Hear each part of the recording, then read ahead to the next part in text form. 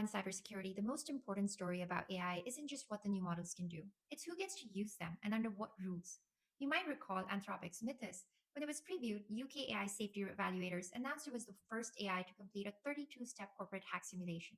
Unlike a simple script, Mythos explores unknown networks, builds internal maps, and continually adjusts its plans based on failed exploits until it reaches the target, all without a human touching a keyboard.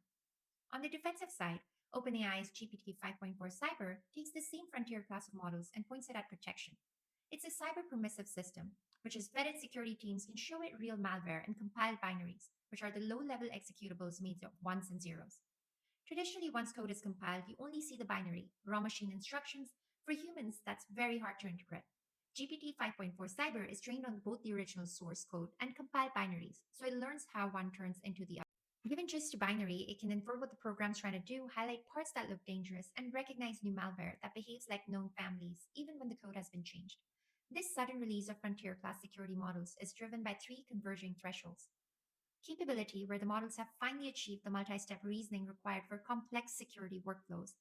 The economics are working. Nvidia CEO Jensen Huang has pointed that the Mythos class systems were trained on actually fairly mundane A100 GPUs, hardware old enough that it actually can be exported. And with Blackwell and newer chips coming online, it becomes cheaper and easier to run specialized security models continuously. The pressure overall, where the critical infrastructure surrounding global banking, telecom, energy, manufacturing, they're all demanding AI systems to help manage increasingly complex digital environments. That's driving very different distribution choices.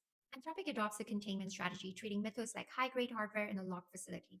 Access is restricted to a small white list of vetted institutions under a formal walled garden model named Project Glasswing.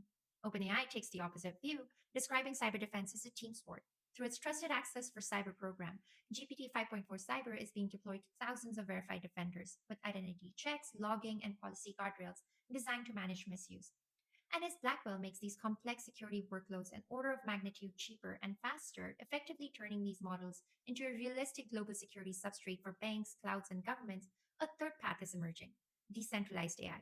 Projects such as Venice and Bitensor, they use cryptographic proofs and incentive mechanisms to keep frontier class intelligence in a kind of commons, aiming to prevent any single corporation from becoming the choke point for global security. So who's your pick? Those of a few tightly guarded vaults, a broad leash of verified defenders, or messy but open commons?